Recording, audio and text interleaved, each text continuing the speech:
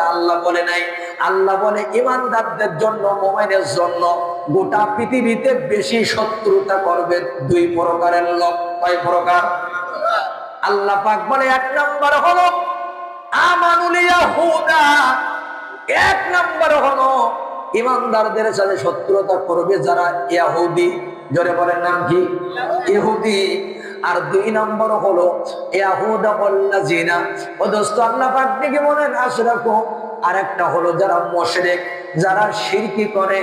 তাহলে এই পৃথিবীর জমিনে ঈমানদার আর মুমিন এদের সাথে শত্রুতা যারা করবে দুই প্রকার।